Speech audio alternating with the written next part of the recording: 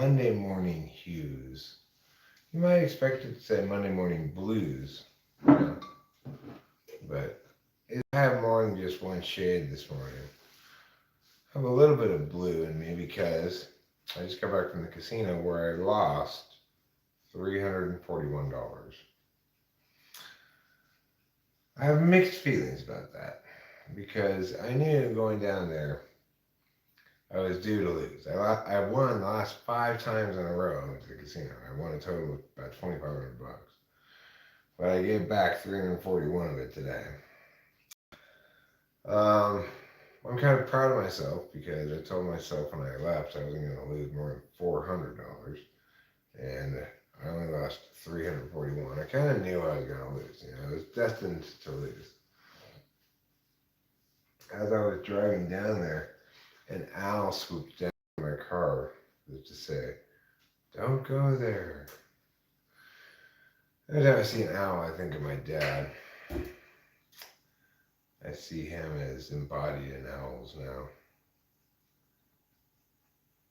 No, I'm at my house in Mariposa. Rachel got these flowers in the mail from a relative. I was in the kitchen for a change. I thought I'd start off in the kitchen. Thanks. I think they're lasting pretty well. They lasted a few days now.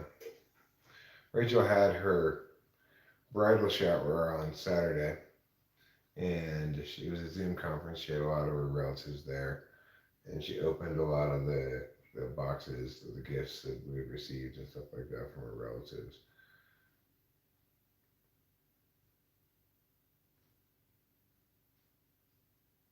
Top of the morning to you too, Fioko Kyok.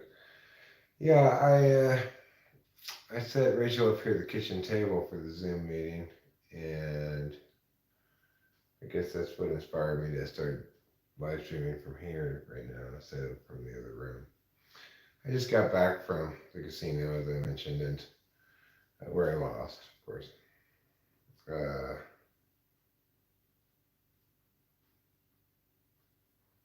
I was through the shower for Rachel. It was her family, her mom, her aunts, her sister, people like that were all there. You know, most of them can't make the wedding, but her mom is making the wedding. And her mom's being great, really. I mean, I know her mom's got a bit of a dark triad side, but she's not displaying any of it so far in this whole wedding process. I've got a couple of French bread pizzas cooking, waiting for me to capitalize upon their caloric intake by eating them.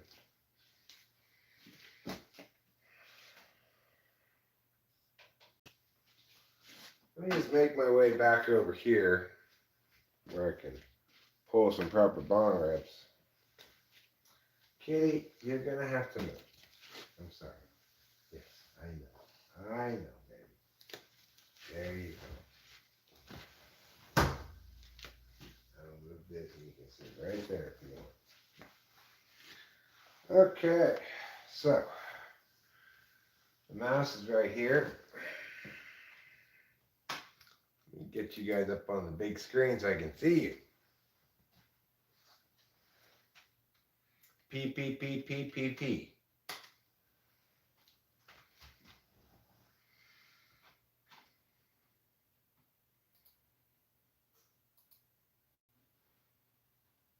Okay.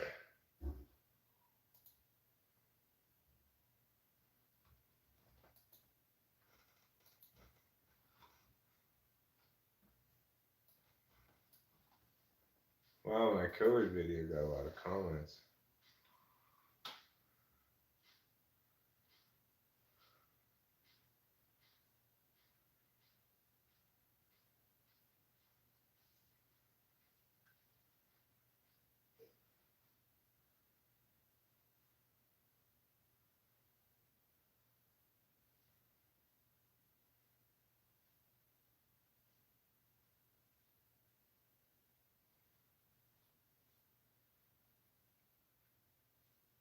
Well, that's interesting. A lot of people responded to it. Um, but you know, people are still trying to fight in favor of ridiculous COVID policies to some extent. Strangely enough, seems strange to me. My hues are fine. You know, there are a range of hues. I feel kind of proud of myself for not losing all the $400 that I was prepared to lose. You know, having lost 341, I'm still up at the casino total by about 2,200. But you know, I knew it was bound to happen. And the thing is, I was just getting terrible luck. Like I was playing Texas Hold'em progressive table game, and the dealer kept getting like straights and flushes and trips, and it's just like okay. I'd get two pairs, you'd get trips. I'd get two pairs, she'd get a straight. I'd get one pair, she'd get a flush. You know, it just wasn't meant to be. So, I mean, the thing to remember about that COVID vaccine stuff is even if there's a more recent thing published, uh, it's like anybody who's still arguing in favor of that shit is so not aware that they're arguing from the margins. The bulk of the matter has been determined that this vaccine does not work. It's not a vaccine. Some people say it decreases hospitalization rates in some populations, it increases it in others, etc. I mean, the point is, at that point, you stop fighting in favor of this thing, right? That's the number one point. You agree that it's a bad idea to get it, that it was undertested, that we're still trying to figure out whether it helps or not, and that there's absolutely no reason anybody should take it, you know?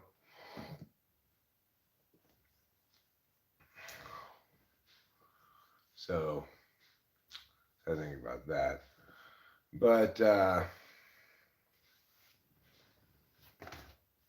regardless, my hues are many colored this morning. Um, you know, not thoroughly displeased with myself for losing $341 because I had the good sense to, pack it up while I still had $59 left and say, this is not my night. It's not going to be my night, you know?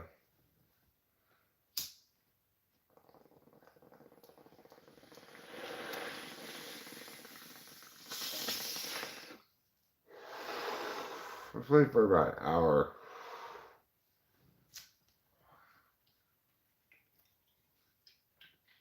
It definitely just wasn't meant to be, you know?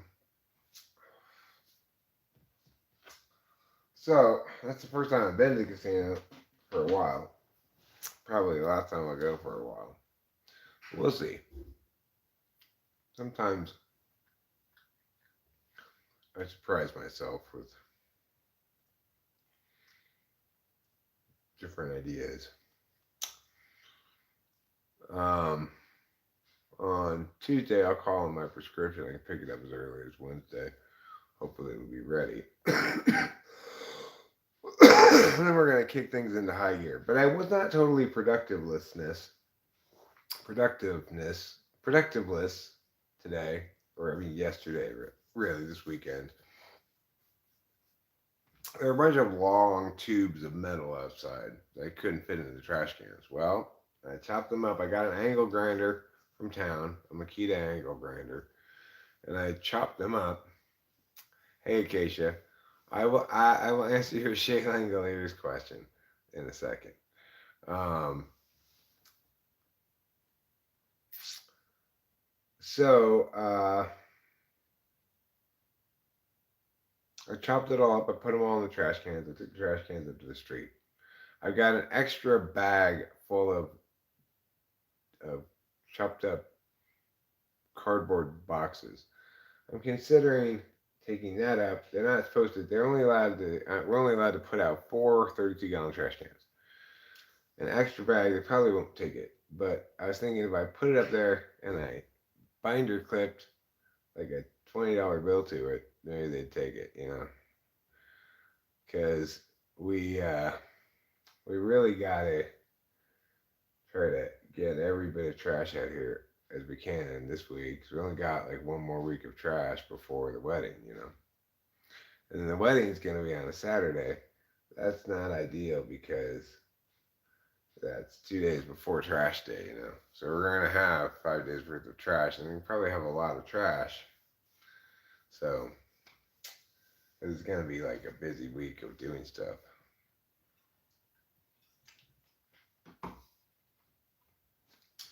So how is Shea Langoliers doing? Well, he did well yesterday. He got, I believe, the game-winning home run. And I was happy, and his average creeped up as high as 205. He went 0 for 3 today. He didn't get a fourth at bat because the A's lost like 12-1. They didn't hit very much, so he was hitting sixth in the lineup. He didn't end up getting a fourth at bat. Somebody would have needed to get on base in the ninth inning for him to get his fourth at bat, and nobody did. So, but you know what? He for a while there. I'm not sure if it's still the case. He was leading the league in runners thrown out. So that's pretty good. You got to be pleased with that. And I got to say, being fans of a player is kind of a fun way to enjoy a team. I never attempted it before. And they were playing the Blue Jays today. The last game in a 3-game series, which the Blue Jays took 2-1. The rubber game, as they call it. This upcoming Friday, though, or Thursday, they're opening up against the Chicago White Sox. And Rachel and I are going to try to move our Modesto Day to Thursday so that we can also go into Oakland, maybe get some mushrooms, and watch the A's game on Thursday night. We don't want to go on Friday because it's like a big fireworks show kind of thing afterwards. We like to go there when there's not anybody there. Thursday is a better day for us to go. So we'll probably get different seats this time. I'm not sure what kind of seats we're going to get. Yes, everybody gets a free condom when it's a rubber game.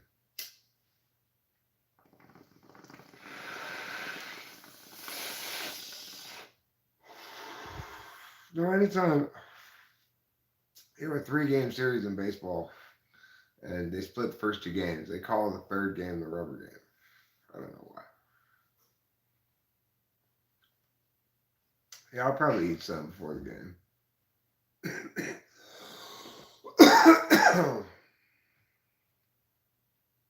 No, it's this upcoming Friday night. It's June 30th. We don't want to go there for the fireworks show, though. We want to go on the 29th, which is when they open their series against the Chicago White Sox.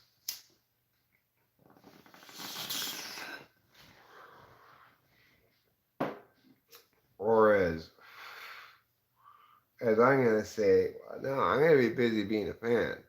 I'm going to be insulting White Sox people, the players and stuff. And I'm going to be praising the Athletics.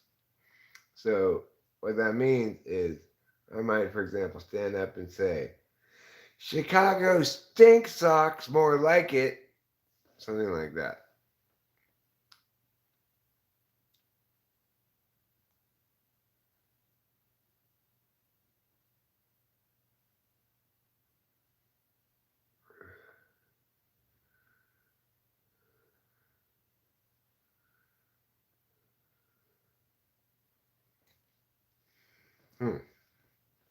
Well, I guess that's why it's called the rubber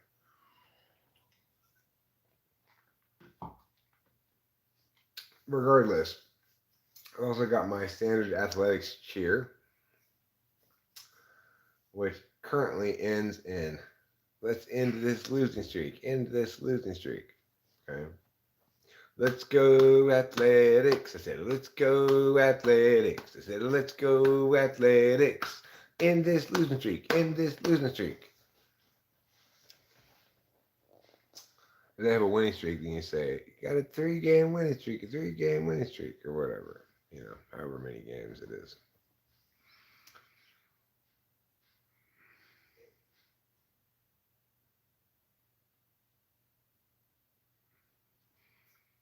Shelves are cool. Pockets, I have a mixed relationship with. You have to have a limited number of pockets. If you have too many pockets, you'll never find what you're looking for. You'll just keep looking through all of your pockets all of the time. And unfortunately, you'll be stuck doing that forever. So Rachel did something really smart last time she ran the dishwasher. She put her bong in it. It cleaned it up so good. Makes me want to put my bong in the dishwasher.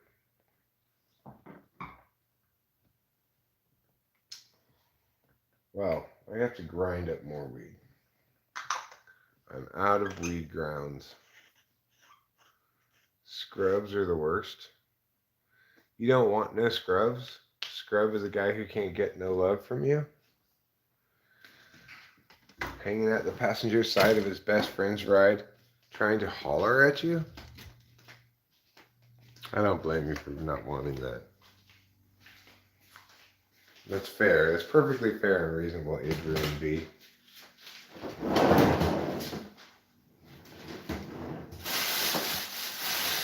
Well, just got to take a little bit of weed out of this huge bag that I have.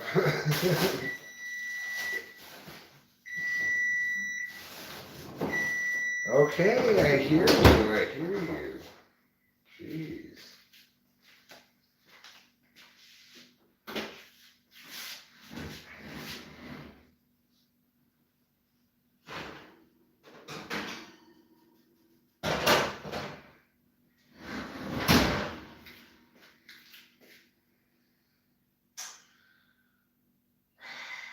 Just go in there. Like that. Yes. Okay. Now I gotta grind up some weed. Put some right like that. And then push it down with this. Push it back in. Push it back in some more. There we go. And smush it all down, grind it all around, do the hokey pokey, and you go into town.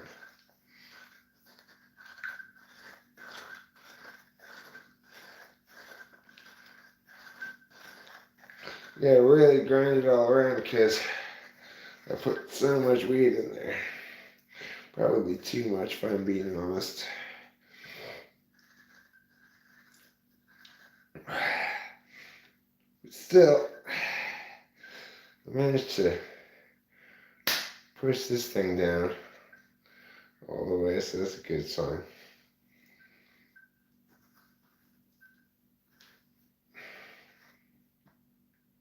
See, it's too full. It's too full, so some of it comes out the top. Still, it's not too full. It's just not grinding it through.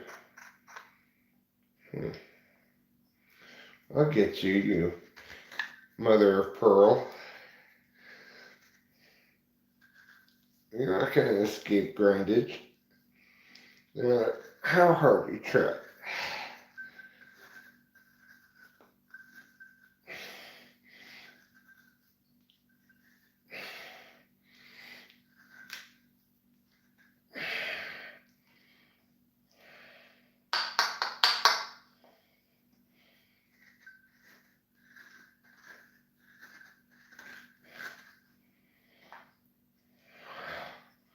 Why do you give me so much trouble? Because why though?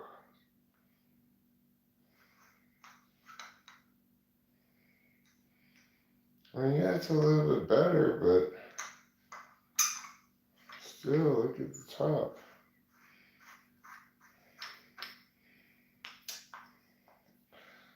You need to grind. Grind properly. Grind all the way through. Come on, you grindy pants McGrinderton.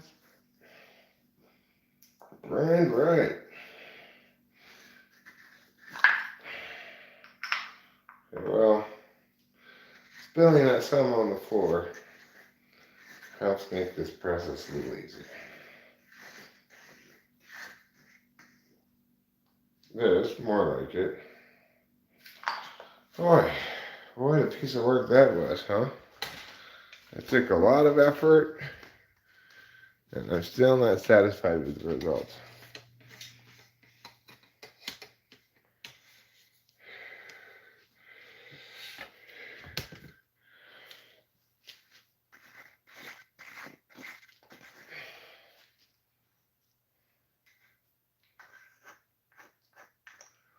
Now I have concentrates. I think I'll hit some, in fact.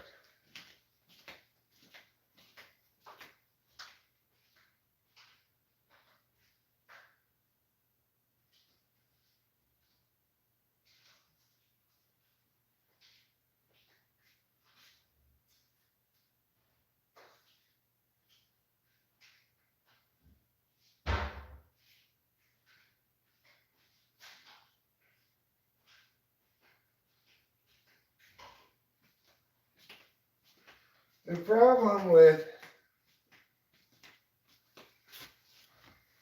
problem with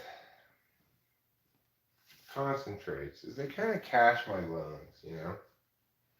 So I use them sparingly because I don't want my lungs to feel quite so cached. But I've currently got these two different concentrates. I took the label off of this one, so I don't remember what it is. This one is this. It's called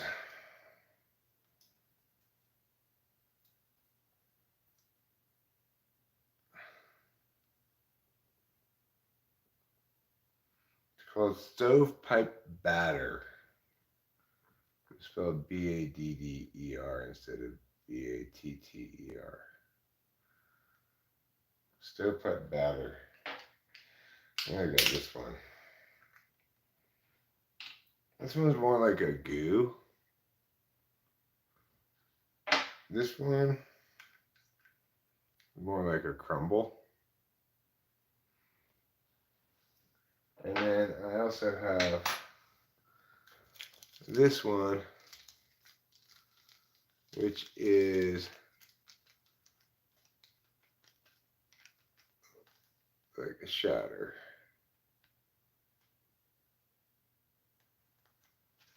No. I just put it on top of bone rips. I'm not gonna get all fancy with it. Well, I'm not some sort of fancy country club weed smoker. I may use a silver spoon to spoon it with, but that's just coincidental. Okay, so a spoonful of sugar helps the medicine go down. That's what they say in Mary Poppins. If you can't trust Mary Poppins, what can you trust in this world? Anything? Sorry, Boba Fett. Don't mean to make you envious. I mean to pull a Jeff. Screaming about what a great eel you have. When nobody else has any eels. But he did say, you can't believe I don't have any concentrates, so I had to be like, well, actually, I do.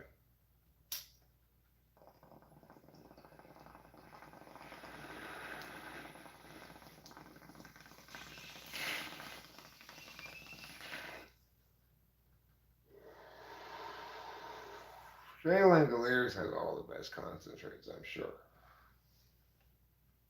Nothing but the best for Shea Langoliers.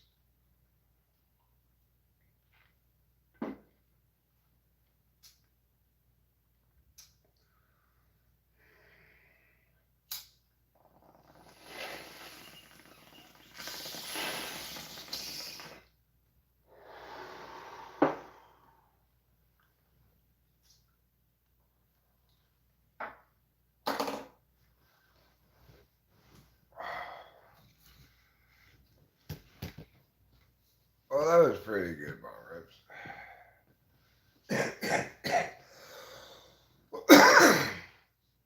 So I don't have any amphetamines right now. I'm just up because I slept a lot during the day.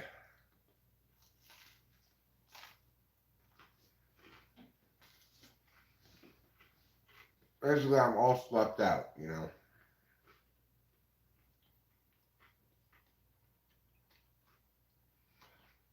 I'm feeling kind of back to normal. Just,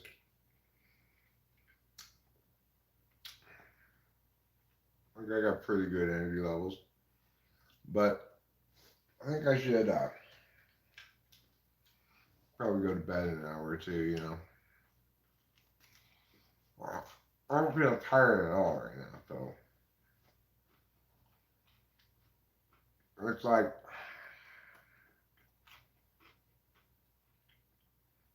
I got a lot of sleep the last couple of days. Maybe more sleep than,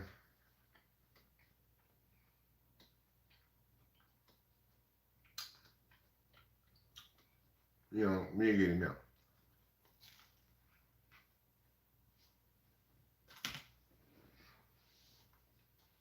The point is, I'm just boring old, regular sober Eric right now. And that kind of sucks.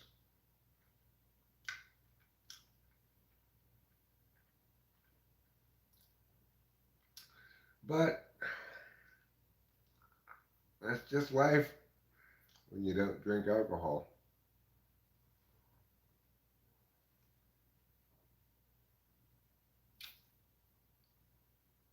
You know, you're just gonna have to spend some time sober, relatively sober.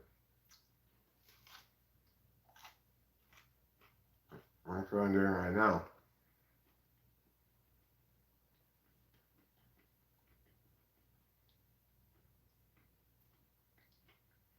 Nobody likes it. Nobody loves it. Nobody loves being regular.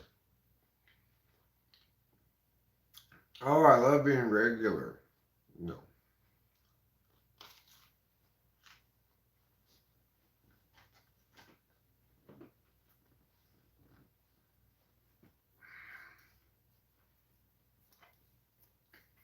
I think we just both vow to love, honor, and obey. We both promise to obey each other. I like that idea. I promise to love, honor, and obey. And that's what I was thinking too is, in sickness and in health, for richer and poorer. Rachel and I have already done that, you know, for better or worse. We've had both of all three of those things. Better or worse, richer, poorer, sicker, well, healthier.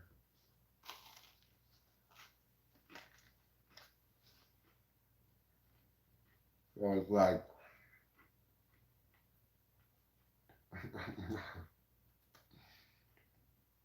no, well, I'll also promise to obey her. I, Eric, promise to love, honor, and obey Rachel. And then she can say the same thing.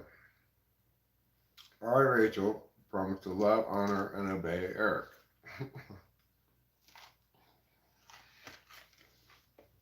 I mean, you both have to obey each other. You're going to have to reach consensus.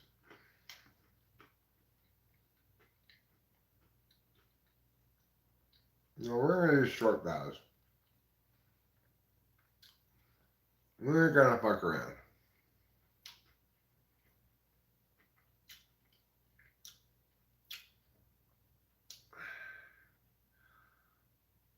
I, Eric, vow to climb the tallest tree, swim the deepest ocean, touch the moon, and fondle the sun, if you wish, my darling.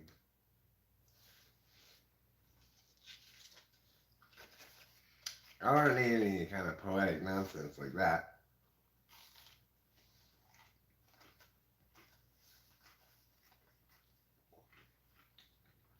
I mean, I think I make a good point. If you both vow to obey each other, then you have to reach consensus.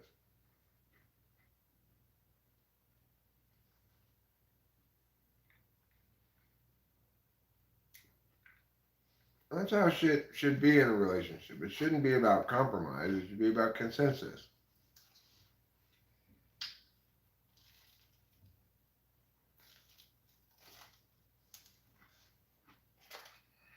Hmm. Okay, Boba Fett. I think you just gave me my next idea for a Shea Langoliers ritual. I'm gonna write swinging at pitches outside the strike zone on a piece of paper. Shea Langoliers on the other side of the piece of paper. And then I'll burn it. Pow. With a chant. Almighty slabs, be it in your wishes, please help Shea Langoliers clear his chakras and reduce the amount of strikeouts by swinging at fewer pitches outside the strike zone.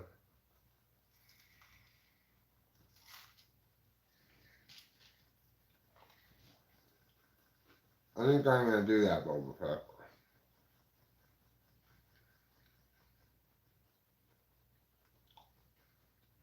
Great idea.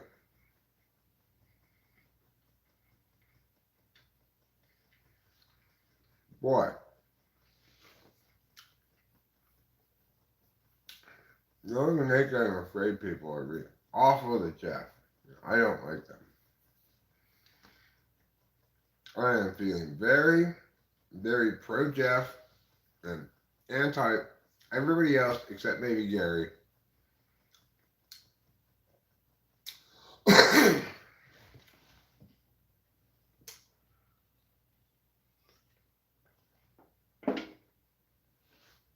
Gary's pretty cool.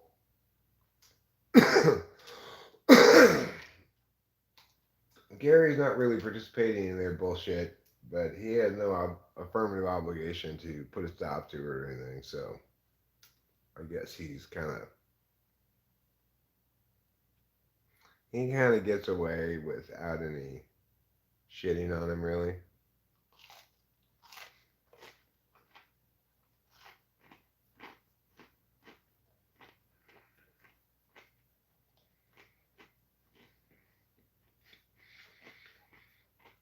Nah.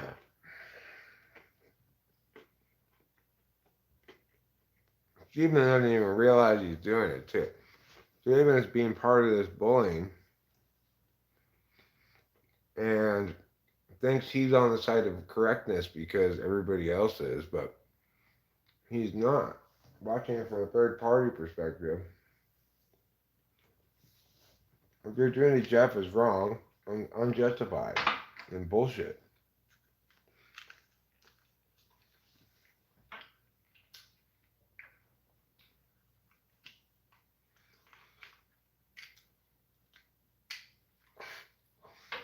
Well, Oliver, you make a good point. Maybe they wouldn't be so awful if they were fully clothed and without fear. But I gotta make another. I gotta make another video. It's about how I'm not happy with everybody else on Naked and Afraid except for Jeff and kind of Gary. It's pretty important I make this video. Because they are pissing me off. Pissing me off.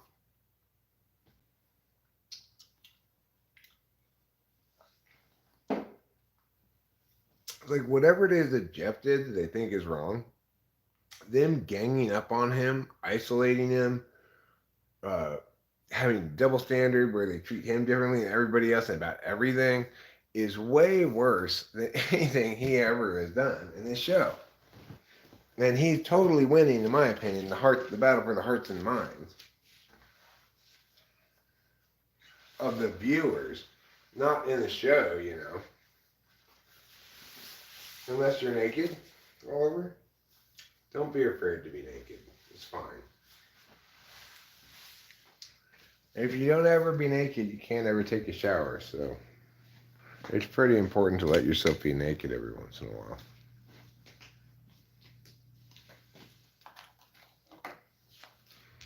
Otherwise, you just start to stink. And then everybody you meet will say, P.U. like that. You don't want that to happen, do you? Because that's what happens when you stink. Okay, what I'm going to do right now is something very, very arty. I hope you're ready for it. I'm going to stand here in the dark, and all you're going to see is my cigarette. And it's going to be like super arty. Let's see, and you'll see my face a little bit, like when the cigarette lights up when I puff on it.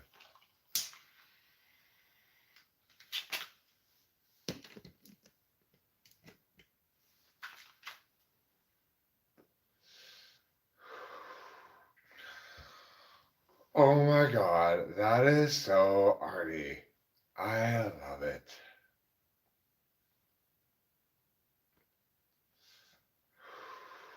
Isn't that cool how you you see my face illuminated in red? The cat wants to come outside. Well, come outside then, cat.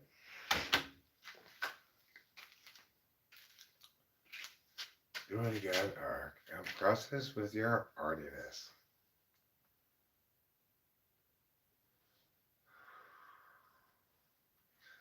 It's a good way to tell a scary story. Late one night, a night very much like this, deep in the woods, a man was driving along an old windy road on his way back from a local Indian casino. He was mulling over his moderate losses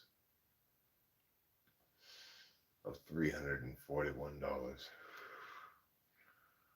when he sees a shambling shape alongside the road. Curious, he looks again, does a double take, slows down. He scampers backwards, away from him. He pulls over to it, turn out, and puts it in reverse. Nobody on the road, backs it up.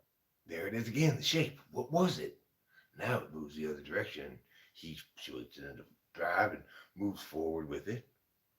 Before he knows, he's met the shambling shape at the stop sign at the corner of an old country road. He looks intently at its shaggy outline. Bipedal, sure, tall, bigger than any man. But he couldn't make out any more than a silhouette against the moonlight. Was it Sasquatch? We may never know. The creature scampered off, and the old man drew back to his house. The end. Pretty good for scary storytelling, huh? That sounded like a real Old West storyteller. I hope so. I felt like one. I see I lost two people, so when I stopped telling the story, two people went away. You think it was Sasquatch? I don't know. You know, the whole way back tonight, I was driving, I was saying to myself, keep an eye out for something paranormal. But to be honest, I didn't see anything paranormal. I saw a skunk, I saw a deer. That's it. On the way out, I saw an owl swoop in front of my car. My dad telling me not to go to the casino because I was going to lose.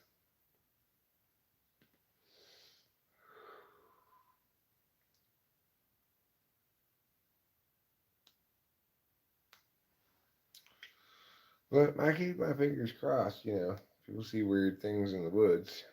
Maybe I will.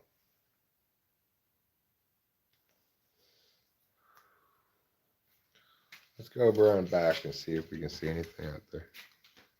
Maybe there's a Sasquatch in the backyard right now. It's kind of not that cold tonight. It's probably like, I don't know, 50 degrees or something. 55 maybe. It's funny how I have a different perspective on temperature now than I used to. It used to be, I would find this cold, the temperature absolutely mind-blowingly freezing. But instead, I find it not that cold. Well, I can't see anything in the darkness.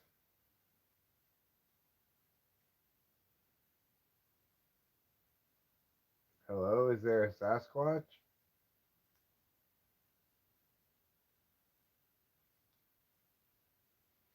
Well, if there is, it didn't respond to me.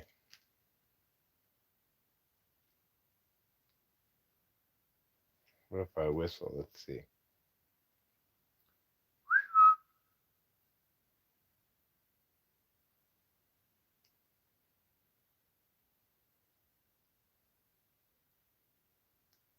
Still no response. I'd figure a Sasquatch would respond to one of those two things.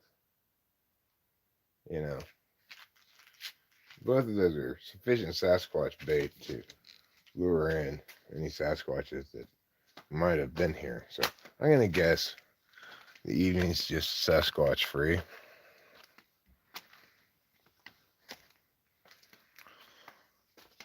You know, it's not a good night for gambling. So that means you shouldn't gamble on there being a Sasquatch in the backyard and wait out there for a long time. Be a waste of your time. Maybe tomorrow night. Maybe tomorrow night's going to be a Sasquatch night. Who knows? But you know what it won't be? It won't be a gambling night. Because I can't go back to the casino because I kept winning. Now I lost. And I don't like losing. Losing's not fun. Losing makes you feel dumb. And like, why did I do that? The answer is, because you thought maybe you'd win? Well, you should know better. I did know better.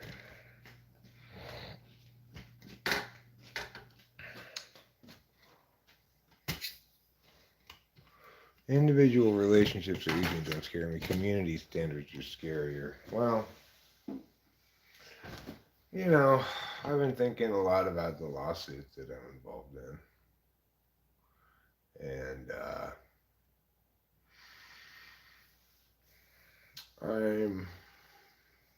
after the wedding, I'm going to get right down to writing some responses and stuff to it. Because until I successfully write some responses or get started on it, I'm going to just keep going over this shit in my head over and over and over again.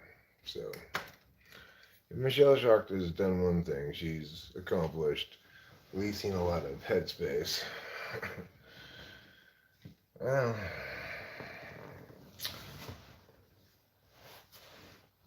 you know, such is life. Sometimes you get sued by Michelle Schacht, you know? One of those things that can happen in life.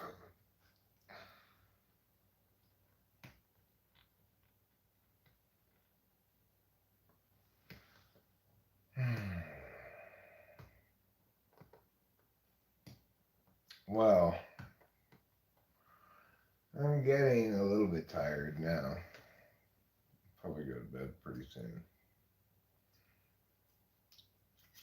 Probably pull a couple more bombers first.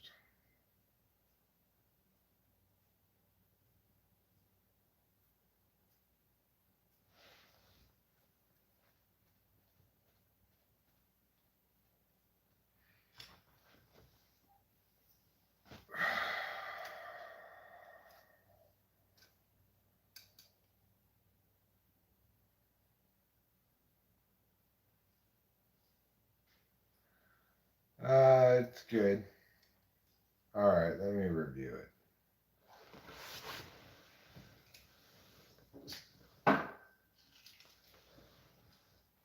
Alright, so one thing I like about this shatter is the way it comes in this super fold-upable piece of wrapping. And you can just push it all in the middle, and you're unlikely to spill any of it unless you're doing something dumb like this. So I like that feature of this. It's got a good amount of extra wrapping square to make it stay where it's supposed to stay. Now, because it's shatter, it's inherently easier to put on a bong rack. That's one of the advantages of shatter in general. But, you know, among the three concentrates I got, this one's the easiest to put onto weed. And you don't at least need to have an actual piece of bud.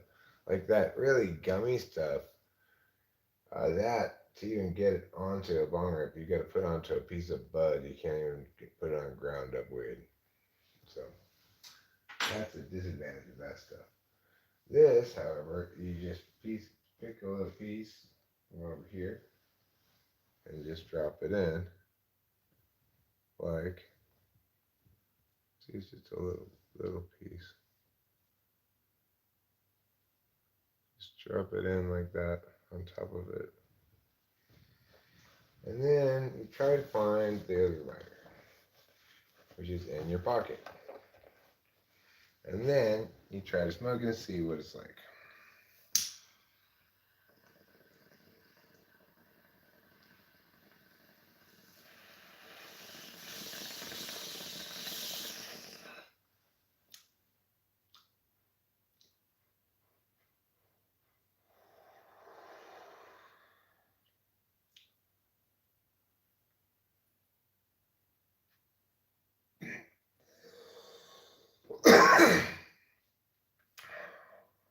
It's really clean.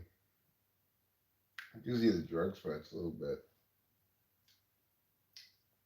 It's stronger than the other two things, I think.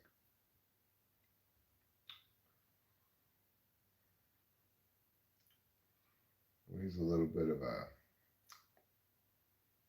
terpene aftertaste. Although that may be the top of my bong, which I get a lot of like bong resin bits and whatever on my lips from it, and then they taste all gross. I don't remember what strain it was. I threw away the packaging. But it's pretty clean, but slightly fruity. I don't generally like fruity weeds. I prefer ones that are like pine trees. This is good weed. You can really taste it in your lungs. And let's try the goo now. So one we haven't tried. So I give this concentrate an A.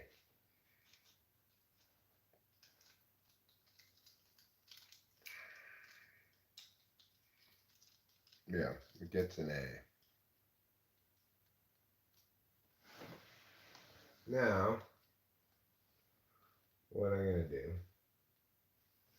is get some of this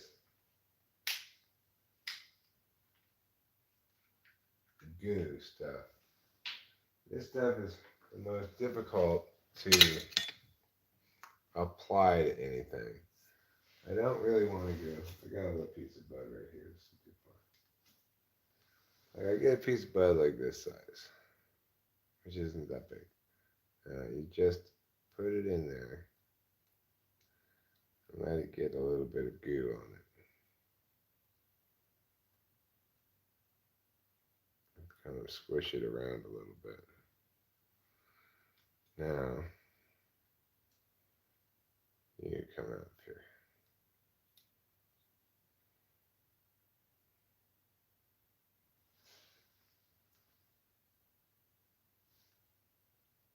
Okay, there.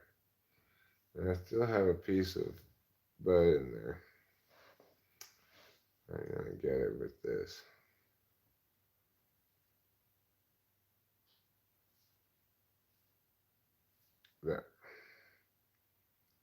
Come on, get off my finger. There. Now I've got 3 little pieces on my hand. This stuff, this is why I don't like this gooey stuff. Because obviously,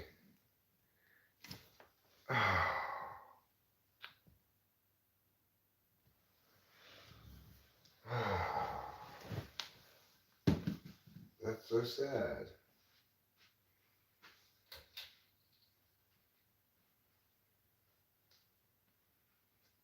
Okay.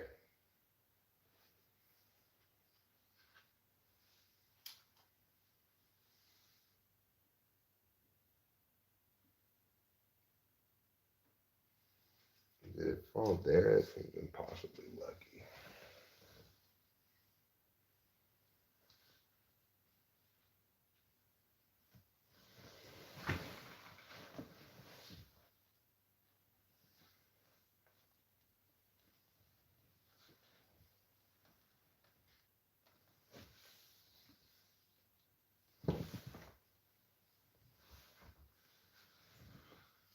Well, I don't know where it is. It could be this piece on the table, which should seem unlikely to fall in such a lucky place. That's fine. I'll just use this piece over here on the table instead. Try it again.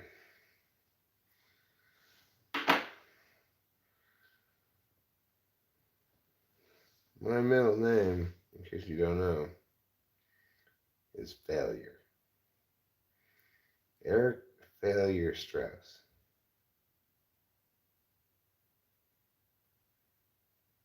Okay. But you know what they say in aphorism town? If at first you don't succeed, try again. Oh yeah, you can taste it in your lungs. Hi, Robert Fairbanks. How's it going? Okay, now this is complete, and it can go into the bowl. And I can't blame the concentrate for me dropping that other piece, so it's not going to lose any points for that. It still may lose a few points for just generally being difficult to deal with, but let's try it out and see how it smokes.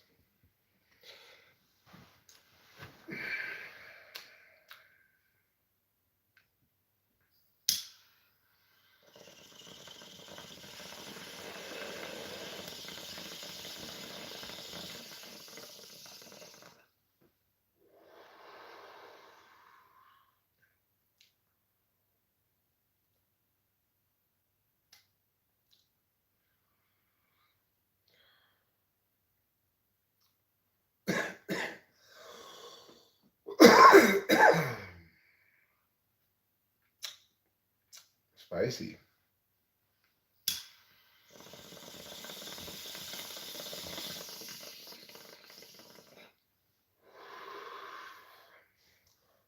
It's good. It's very peppery.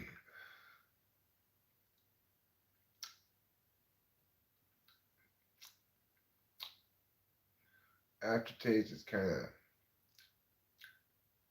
terpeny, but that again maybe from the bong. I'm not entirely sure, so I shouldn't detract points for that.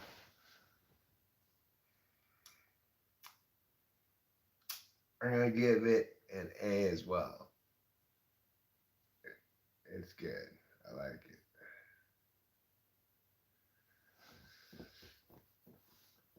I guess I didn't grade the other one, so I should grade the other one. I definitely got the drug sweats now.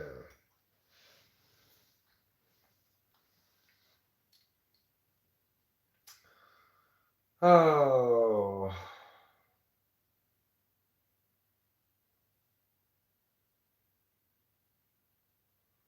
Yeah, I heard a little bit about that submarine imploding. At first, I didn't know there were people on it. Then I just read tonight there were people on it. And I thought, ouch. That's no good. Oh, right. We're getting this other one here. Alright, so let's try this crumble one again. This time with a mind toward reviewing it. It doesn't really smell like it. My spoon doesn't fit in this. But I can't deduct points just because my spoon doesn't fit into that. So that would be unfair. I just get a little scoop with my little scooper and just put it right on top. Cow. Cow. There. Okay. Put a little scoop with my little scooper, put it on top. It's the little pooper. Now we're going to smoke it and see how it goes. Give it a review. Yo, yo, yo.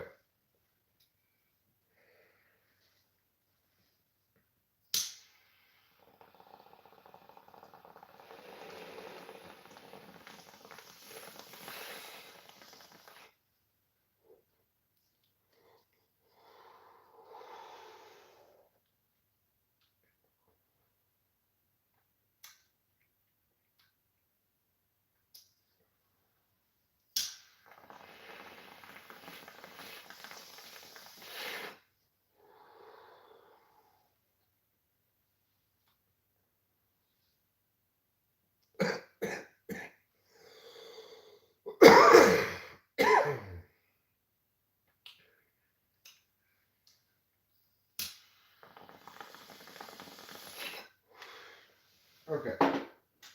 Well,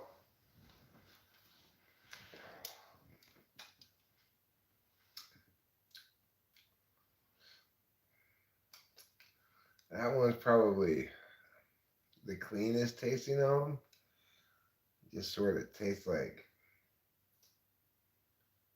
pepper.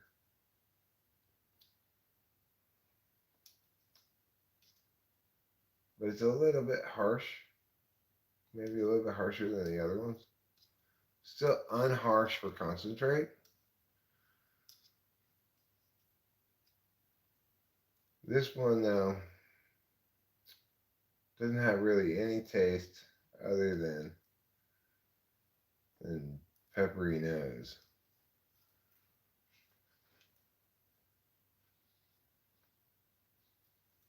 I'm going to give it an A. I give them all an A. They're all good concentrates. None of them made me hack my lungs out.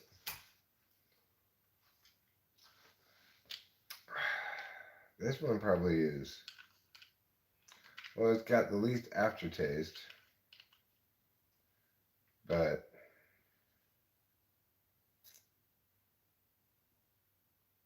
probably the harshest of the three. But it's still very good concentrate. Still not harsh compared to other concentrates.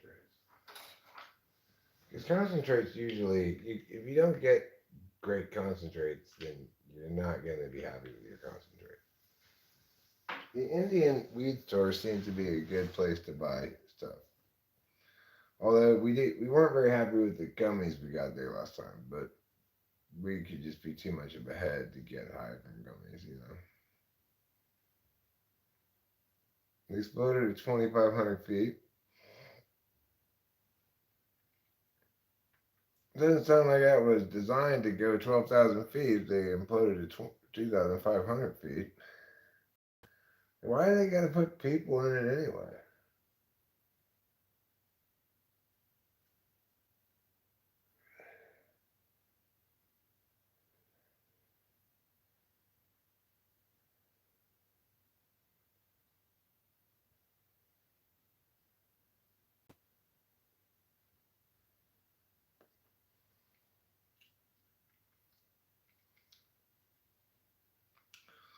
Well, there's not any great reason to send people down to the bottom of the ocean, is there? It's just people want to do it. Was there a wreck down there? Well, I mean, can't Can't they send a robot down there instead?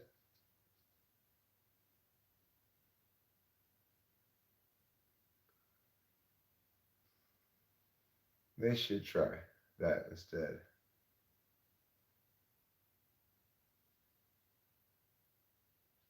Because robots don't have people inside of them.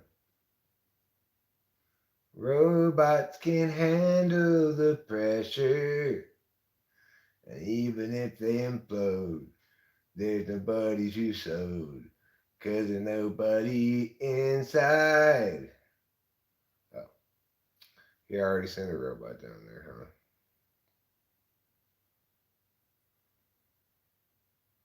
It was his third trip.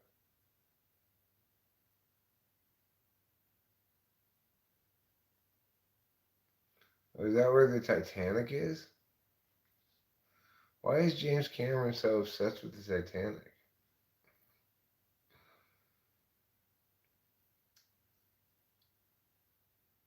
And as I've said before, but I don't know if I said it on the live stream, I just said it to Rachel. Why don't they make the equivalent movie out of the Hindenburg? Is it because it was a Nazi airship? Is that why? That would make sense, I guess. Maybe that's why they don't want to do it. Well, that's true, Boba Fett. There is no reason to base jump. And I, for one, am not going to do it.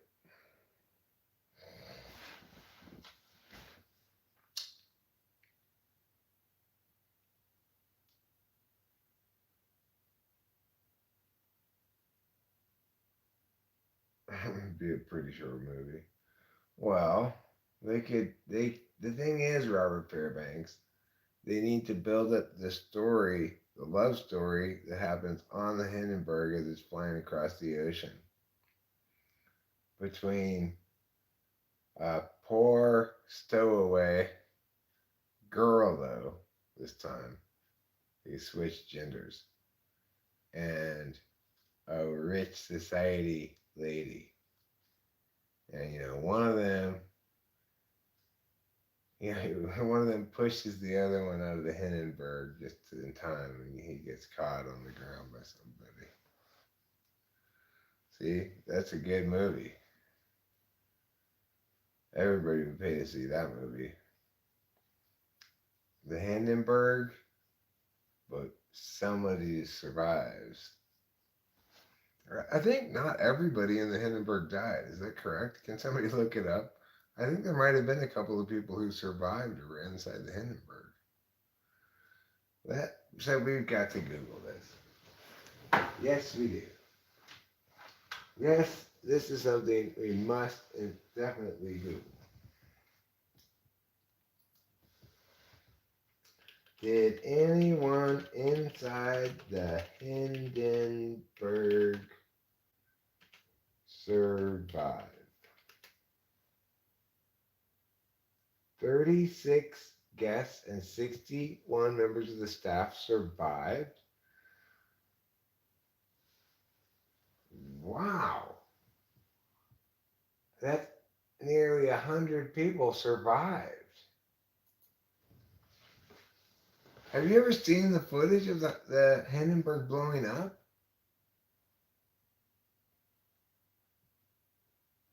It's amazing that anybody survived that. Footage. You spell footage with a PH? Oh. The Hindenburg. Yeah.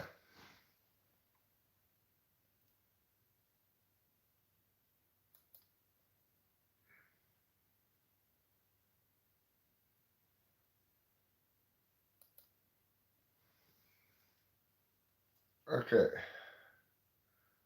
So let's look at this. Let's look at this. I think you're going to be surprised that almost 100 people survived who were on board that ship. You're going to be like, no way. No way anybody survived on that. I'll show you when it comes into Pia. Right now they're just showing the ship floating around, doing its thing, looking like an elegant beast, looking like an icon of Germany just prior to World War II. This newsreel here is British Pathé. You ever look up historical stuff? There's a lot of it's on British Pathé, especially World War II era stuff.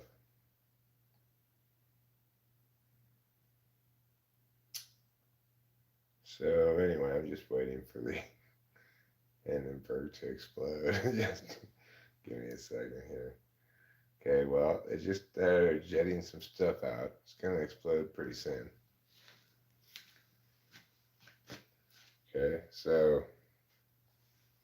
there it is. It's just floating around, waiting to explode. Drop some stuff. Come on. I'm gonna shoot out some more stuff. It's all urine. They're just emptying the bathrooms. And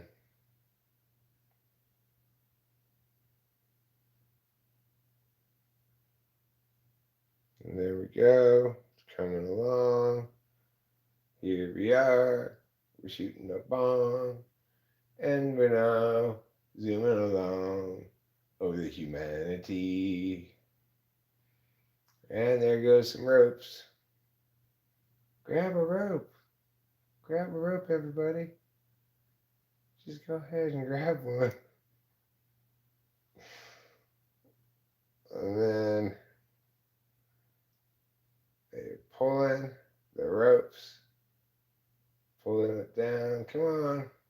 Come on down, Hindenburg. And then, oh, the humanity. How did anybody survive that?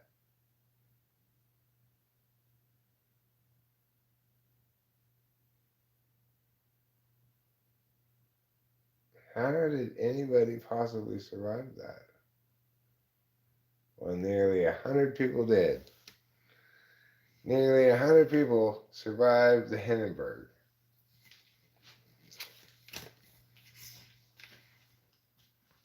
Because they were fire resistant.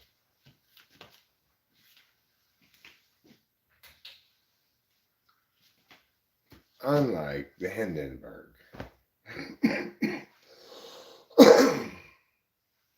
Not a great day for blimps, for Zeppelins.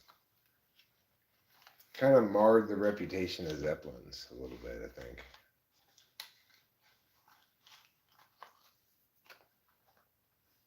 Who can blame him for marring the? Who can blame people for not trusting Zeppelins after that? Boy, that whole thing just caught on fire like the next big thing.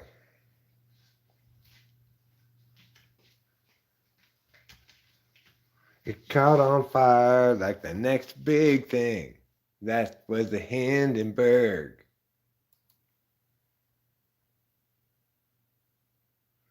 No, 96 people or something like that.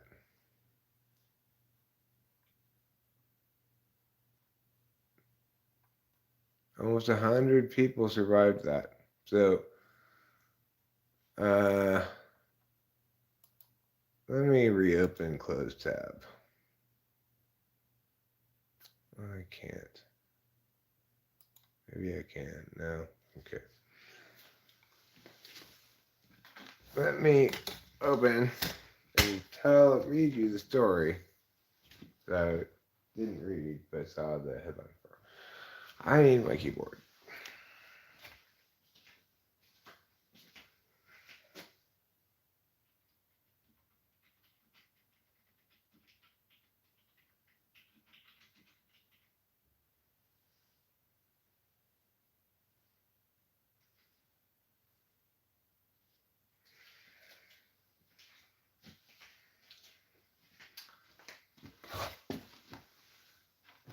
Okay, so what it says is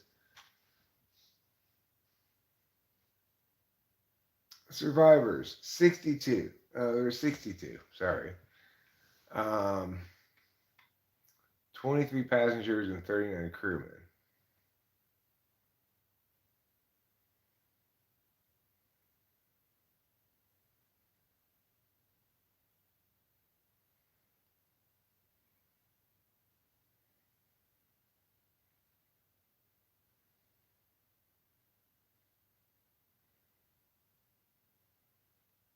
This one.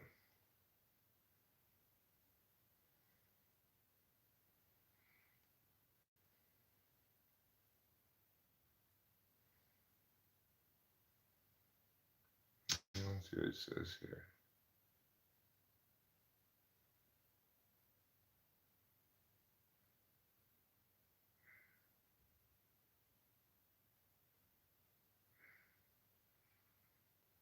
So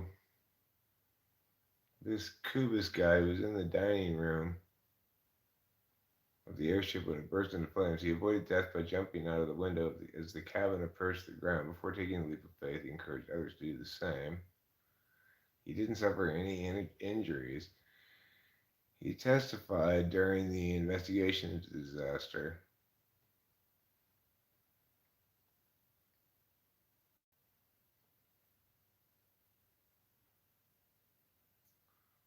Wow.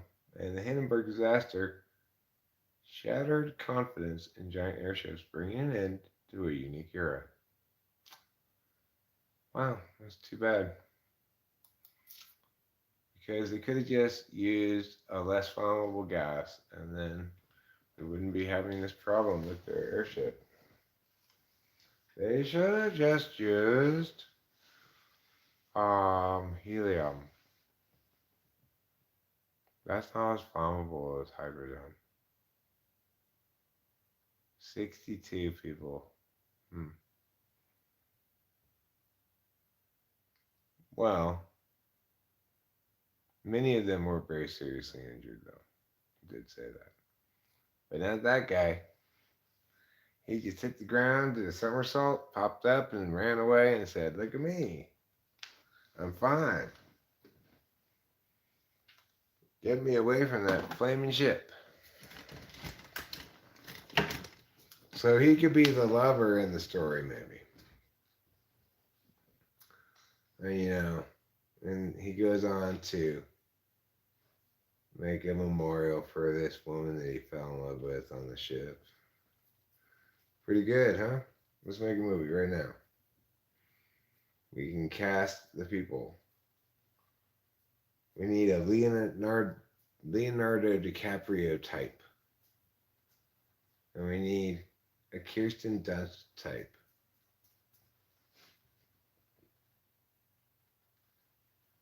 Okay? So, somebody call some major production company and get them to invest millions of dollars into the idea. Then somebody else call like a camera person and stuff like that. Okay? Bofet, Robert, you guys are on this job. These jobs, respectively. Bofet, get us funding from a production company somewhere in the neighborhood of $100 million. Robert Fairbanks, once he does, you start ordering all the things like camera guy, actors, director, all that kind of stuff. Remember, 10% of the total funding goes to me because it's my idea. All right, Chop Chop, get to work. The Hindenburg, a love story. That's its working title. Maybe they could both survive. Maybe just be a happy ending. Bernice and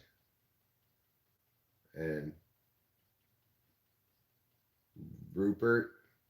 Bernice and Rupert could be the names of the main characters.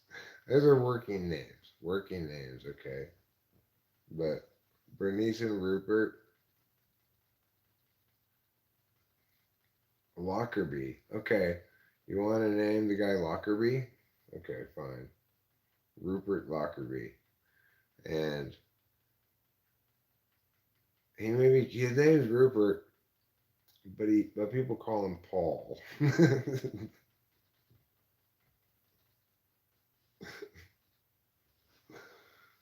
His middle name is Paul.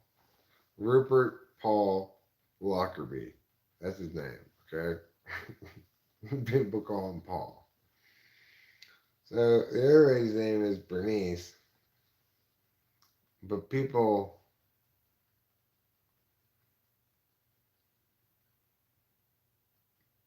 call her Vera because her middle name is Venna. But people like that's what they call her Vera. So we've got Paul and Vera, okay? Paul and Vera. And Vera is a countess of some sort. A young countess, recently made countess by the death of her parents. Okay? And Paul, aka Rupert Paul Lockerbie, he is just a poor young calloused hand deckhand who's pulling on ropes all the time and swabbing decks and doing stuff like that. And far below her status. And then they fall in love. One day she trips over his mop bucket. One day she trips over his mop bucket and gets dirty mop water all over her. And the uh, the guy Paul has to help her clean up, and it's a very sensual moment, but it gets interrupted by because he keeps she goes, maybe you need to clean my dress, and then he starts cleaning her dress. And she like moves her leg closer and he cleans her leg because there's a setup before this where they've been talking and stuff, and then the supervisor comes by and sees this and starts yelling at Paul, and then Paul's like, I'm sorry, I and he basically turns to Vera, and Vera's like doesn't say anything and just turns and winks at him and turns and walks away, and then the supervisor is like, what happened here? And she said, nothing, he made a mess of me, but it was an accident. And she just walks away, and then the supervisor, confused, leaves, and the cut scene. Meanwhile, Paul's sporting wood because she was wearing a very flimsy see-through dress, and making it wet made it even more flimsy and see-through. So she could be a Kirsten Dunst type. She could also be what's that lady? Who's the lady equivalent of Antonio Banderas? Who is the lady equivalent to Antonio Banderas? Yeah, who is the lady equivalent to Antonio Banderas? Salma Hayek, thank you. Okay. It could be a Salma Hayek type if you wanted. She could be like Spanish royalty or something. The Countess of Barcelona. You could do that type, or you could do a Kirsten Dunst type. Make her instead like an heiress from Iowa, you know. Um,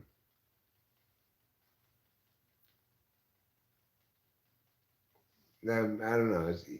It's a complicated thing. If you want to really put together a proper Hindenburg script, you got to decide what kind of love story you want there to be. Catherine Zeta-Jones. I think that is the equivalent, but more than Selma Hayek. Although, is there really any difference between Selma Hayek and Catherine Zeta-Jones? I can't really think of how they're different exactly. They're very similar to each other, aren't they?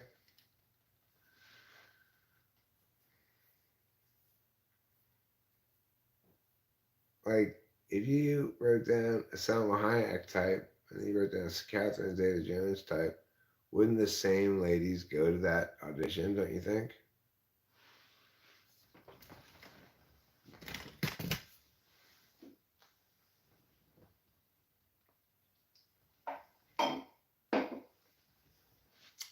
Don't you think?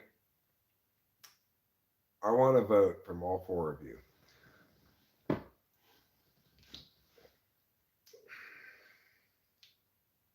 I'm trying to write the script for the Hindenburg here. One's married to Michael Douglas, the other's married to a billionaire. Hmm.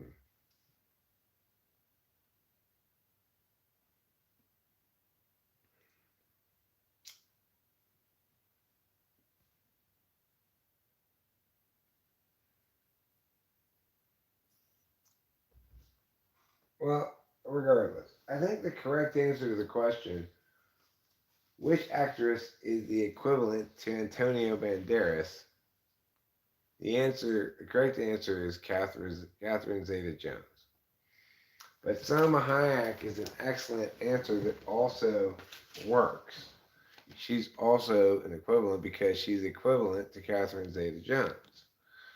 So I'm really torn here as to which type to say you're looking to cast.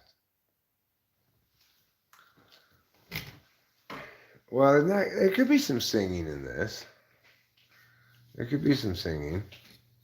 The point is, you're not going to get either Catherine Zeta-Jones nor what's her name, Selma Hayek.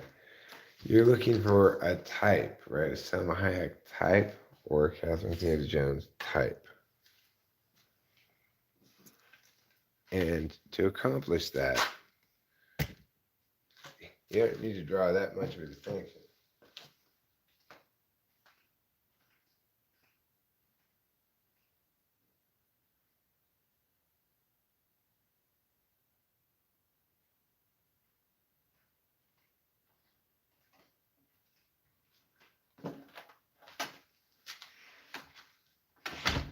The point that I believe I'm trying to make right here, and I hope you'll understand this and take it to the bank,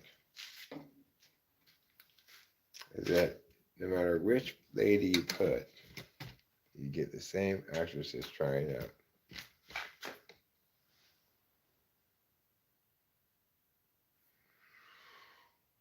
Well, I mean, movie would probably do best if you got people in their early 20s to play the roles, you know. That tends to be the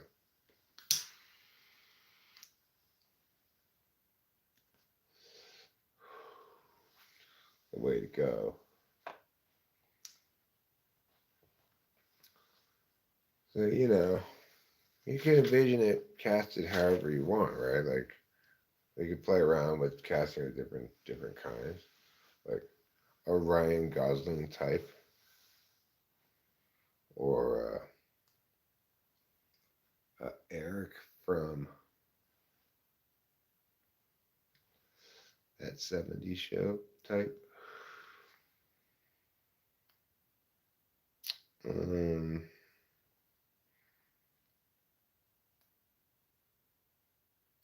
John Stamos type. You get a Shea Langoliers type in there to play You get Shea Langoliers to play the role. It's probably a good idea. We have Shea Langoliers in his acting debut. Shea Langoliers paired with a Kirsten Dunst type. I think that would work well. I'd like to see Shea Langoliers getting into acting now.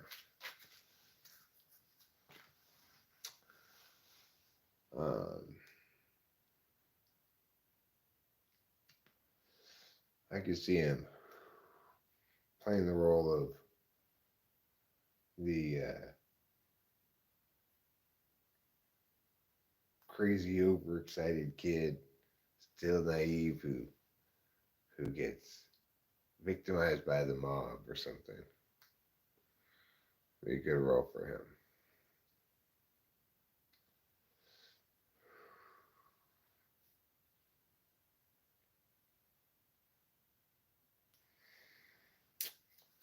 There's just so many things you can do with this movie. It's hard to pick one.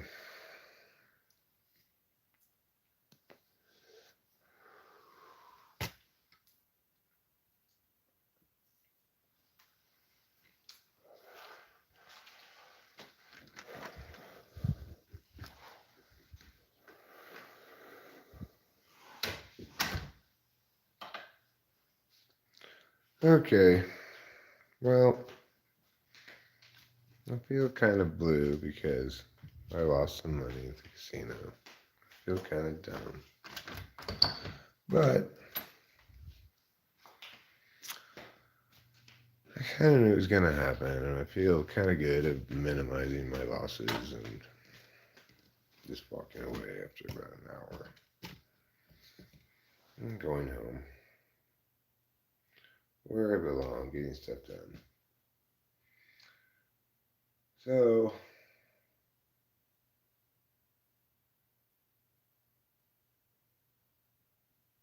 anyway, I gotta go to bed now. Good night, sweetheart. It's time to go. And if it ain't gonna rain, let it snow, snow, snow. You know? I love you all. Goodbye.